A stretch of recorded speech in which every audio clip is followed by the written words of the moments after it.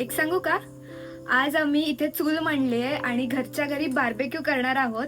तर त्यासाठी कोळंबी आणि बटाटे घेतलेले आहेत आणि त्यात आम्ही मॅरिनेट करणार आहोत. तर चला दाखवते. ही आहे मॅरिनेट केलेली फ्रेश कोळंबी. ह्यामध्ये आम्ही बाइंडिंगसाठी थोडंसं बेसन घालणार आहोत आणि वरून थोडंसं पाणी आणि दॅट्स इट. एवढी सिंपल रेसिपी आहे याची. बाहेरच्या बार्बेक्यूपेक्षा घरचा चुलीवरचा बार्बेक्यू काही वेगळाच असतो. यावेळी आम्हाला खूपच धमाल आली हे सगळं करताना. तर ही बार्बेक्यूची स्टिक आहे आणि ह्या मॅरिनेट केलेल्या कोळंब्या आहेत. तर मी त्या लावते.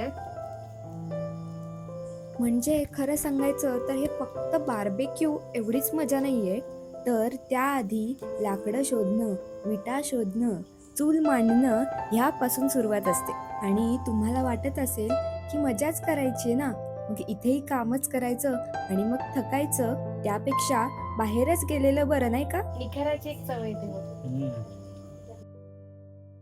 तर ही कोळंबी बार्बेक्यू स्टिक मध्ये आता मी लावली आहे आणि आता चुलीवरती मी भाजणार आहे. खरं सांगायचं तर निसर्गाच्या सानिध्यात काहीतरी वेगळेच अनुभव घेऊन पदार्थ बनवण्याची काही वेगळी मजा असते आणि याचाच अनुभव तुम्हाला या रीलमधून आलाच असेल. तर ही बार्बेक्यू कोळंबी तयार झाली आहे, मस्त शिजली आहे आणि आता मी काढणार आहे. चुलीवरती बटाटे बार्बेक्यू करून ठेवलेत, ते शिजतायत.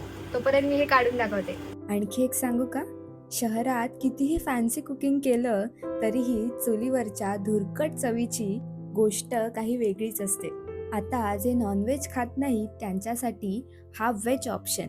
खरं तर बार्बेक्यूवरती बटाट्यांची आम्हाला थोडी शंकाच होती, पण हे सुद्धा अगदी चविष्ट लागतं. खरं तर हे सगळं बनवताना आमच्याकडे सामान मात्र लिमिटेड होतं, पण सामान जरी लिमिटेड असलं तरी थोडक्या सामानात अनेक पदार्थ बनवता येतात याचा अनुभव आज मला आला.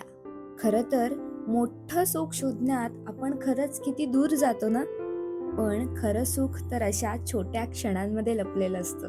मग तुमच्याही काही अशा चुलीवरच्या आठवणी आहेत की नाही? आमचे व्हिडिओज जर तुम्हाला आवडत असतील तर फॉलो आणि सबस्क्राईब करायला विसरू नका हा.